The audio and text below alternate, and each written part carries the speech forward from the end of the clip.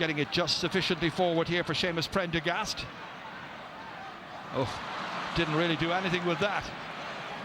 Cullinan's clearance way down the field towards Damien Hayes, might come to him yet. Connors is after him. Hayes still dishes it off there towards Ger Farragher, hitting it off his right, and the umpires say yeah, just inside the left hand post. Good point by Ger Farragher. Really had a starring role in Limerick a couple of weeks ago against Cork. He got enough space there, hit it really cleverly.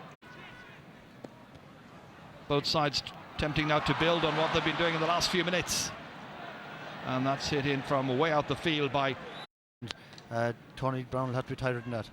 From Clinton Hennessy's much longer puck out this time towards Kevin Moran. It runs on towards Pádraig Mahoney.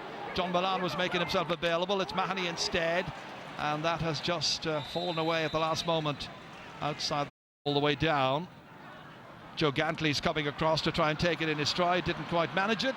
Instead it's picked up here by the man in the corner, Tony Brown, on as far as Stephen Malumphey, 50 metres from the target when he strikes, and strikes with care and accuracy. That'll do Malumphey's confidence a lot of good. He was out of sorts in the Munster final, but he's made it 1-4 to 3 points, and of course he's the team captain. Yeah, and Ger, that's what you have to do. If you bring men out to field and get possession, they have to carry it into space and put it over. There's no point pucking it into where their own man is loose, and that's a great score by Stephen Malumphey. Again, they try to target Joe Canning from the puck out, and it lands between Joe and Tony Brown, and Tony does enough. Diagonally across here towards Pádraig Mahoney, breaks on there towards Fergal Moore instead. Now Ger Farragher lets it run beyond him. Cross came Brick Welch. And Brick Welch challenged by Damien Hayes, still challenged by Damien Hayes. Bricks on the ground, Hayes is advancing, awkward angle, right across, all the way towards the Tanyan over there, trying to make a better angle for himself, and he's fired it over the bar.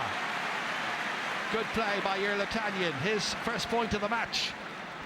And it's 1-4 to 4 points.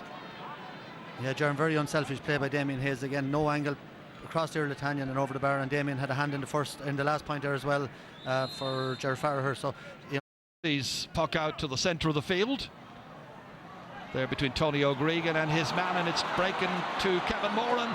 Moran again advancing. He's done this a couple of times, hit it into the ground, then miss-hit because there was a defending there by Waterford of the panicky variety, and it's Noel Connors down eventually, but they got themselves into a lot of bother as a result of a very careless sideline ball by David O'Sullivan. And really, if you're going to play into Galway's hands by setting up chances like that, fired up for this.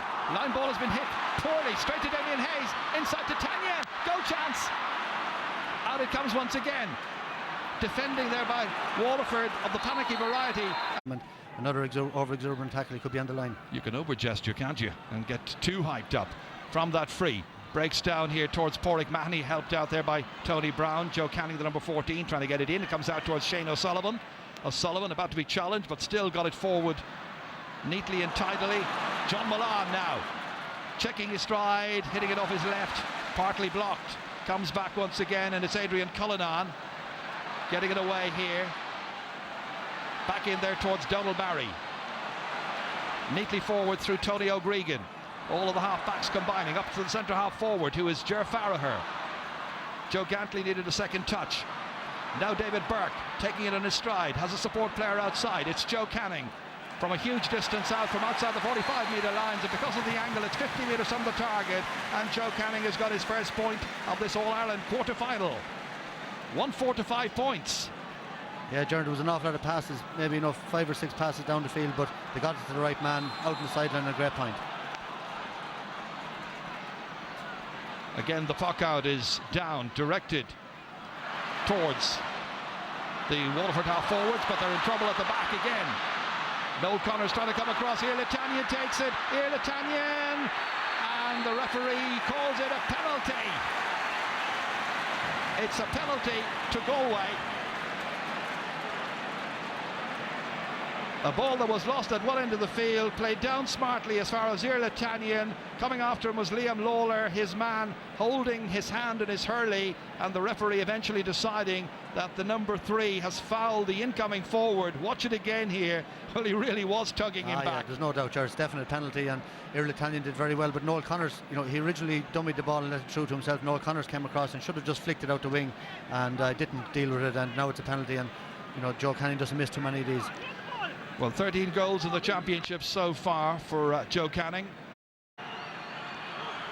Canning striking and scoring. Putting it in past Shane O'Sullivan on the goal area. A goal then coming in the 18th minute from the penalty spot. Struck well by Joe Canning. Deep into the corner of the net. And Galway lead by 1-5 to 1-4. Yeah, it was almost a casual finish. He just stroked it into the net. It was nearly like something you'd see in a soccer match. He just picked a little spot in the corner and didn't overexert himself and stuck it away. A very good goal. Well, there weren't too many spaces for him to aim at, Mike.